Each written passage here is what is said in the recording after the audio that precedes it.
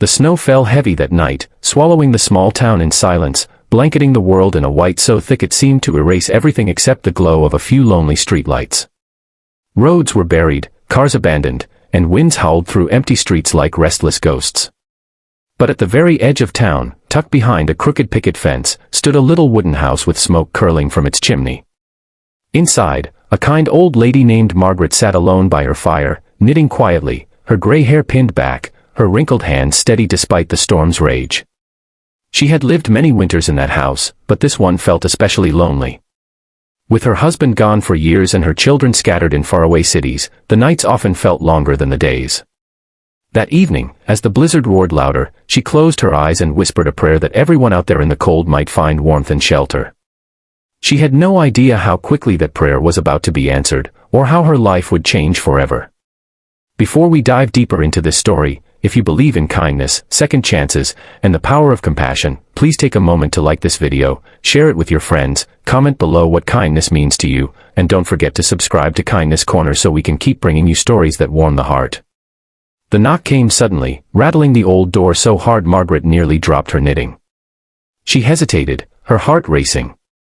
At her age, unannounced visitors in the middle of the night, during a storm like this, were almost unheard of. She shuffled to the door, clutching her shawl tightly, and when she opened it, the sight before her made her gasp.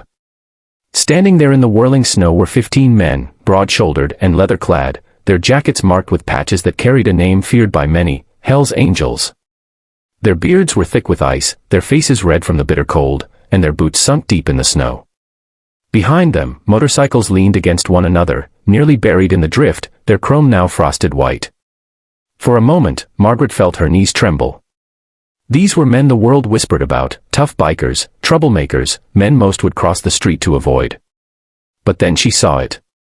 Beneath their hardened exteriors, beneath the tattoos and the frostbitten scowls, they were shivering. Their lips were blue, their hands stiff, their eyes tired.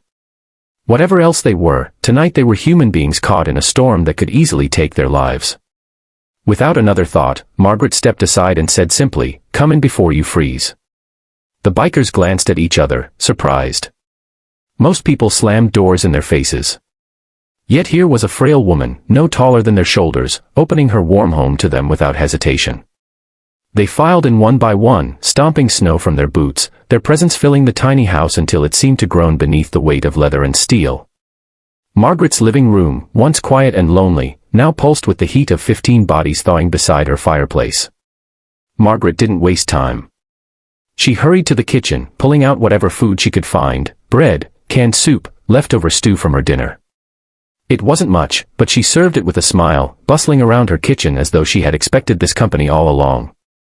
The bikers sat awkwardly, their massive frames squeezed onto her floral couches and wooden chairs, unsure how to act. They weren't used to kindness like this. They weren't used to being seen as men in need, rather than men to be feared. As the hours passed, the storm grew worse, pounding against the windows like a beast desperate to break in.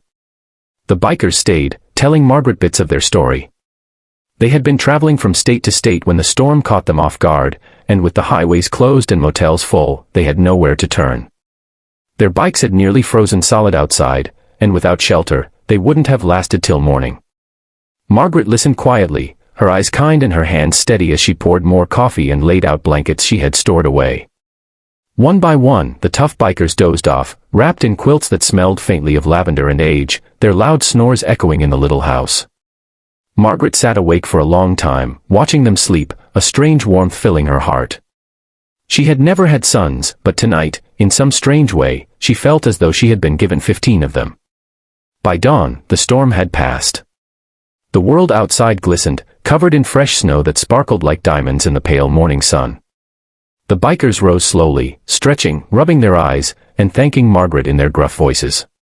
They ate a simple breakfast she had prepared, scrambled eggs, toast, and coffee, and when they finally stepped outside, they found their bikes half buried but still intact.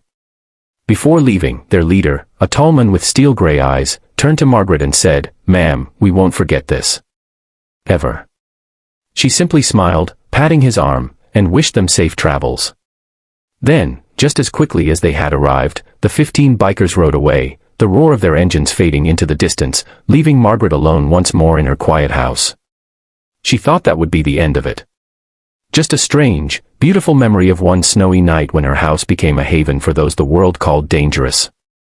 But Margaret had no idea that kindness never fades, it echoes, multiplies, and comes back when you least expect it.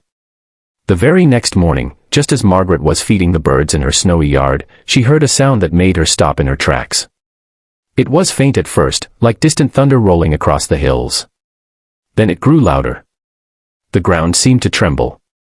Margaret clutched her shawl and stepped closer to the fence, her heart racing. Down the long road leading to her house, she saw them, bikes. Not 10. Not 20. But one after another, stretching as far as the eye could see. 100 motorcycles, their engines roaring, their riders wearing the same leather jackets with the same insignia. They pulled up slowly, lining both sides of the street until Margaret's little house was surrounded, the air thick with the scent of gasoline and snow. Neighbors peeked nervously from their windows, unsure of what was happening, but Margaret just stood there, speechless, tears welling in her eyes. From the front of the line, the tall leader dismounted his bike, walking toward her with something in his hand. He smiled, not the kind of smile that hides mischief, but one that carried respect and gratitude. He handed her a bouquet of fresh flowers, though in the dead of winter, it must have been nearly impossible to find them. "We told the brothers what you did for us," he said. "Word spread. You gave us shelter when no one else would. We don't forget things like that." And then Margaret saw it. From the backs of their bikes, they unloaded bags of groceries, stacks of firewood, and boxes filled with warm clothes, blankets, and supplies. Some even carried tools to repair her fence, to shovel her driveway, to fix the squeaky hinge on her porch door. For hours they worked, filling her little house and yard with the hum of life. Her home, once so quiet, now rang with laughter, the clink of tools, and the rumble of motorcycles. She hadn't felt this alive in years. That day, Margaret realized something powerful: kindness has a ripple effect. What she had given freely, without expectation, had returned 100-fold. In a world that often seemed cold and divided, she had discovered that even the hardest hearts could be softened by compassion. The Hell's Angels, men often branded as dangerous, showed a side few ever got to see, a side that remembered gratitude, loyalty, and honor. As the sun began to set, the bikers gathered in front of her yard, engines revving in unison, a thunderous salute to the woman who had opened her door when the storm threatened their lives. Margaret stood on her porch, her eyes shining with tears, waving as they rode off one by one, the roar echoing through the snowy valley until silence returned once more. But her house would never feel empty again. She knew that somewhere out there, she had family now, family on two wheels, bound not by blood but by kindness. If this story touched your heart and reminded you of the power of compassion, please like this video, share it with others who need hope, and subscribe to Kindness Corner so we can continue spreading stories that prove kindness can change the world. And before we close, I'd love to hear from you. Would you have opened the door that night? Comment below and let's talk about the courage it takes to choose kindness, even when the world tells us to be afraid. Margaret's story is not just about one snowy night. It is about the truth that kindness is never wasted. It plants seeds that bloom in unexpected ways. Sometimes, all it takes is a warm fire, a simple meal, and a door left open in the storm to change not just 15 lives, but 100, or maybe more. And in the quiet of her little house, as she sat by the fire that night, Margaret smiled, knowing she was never truly alone again.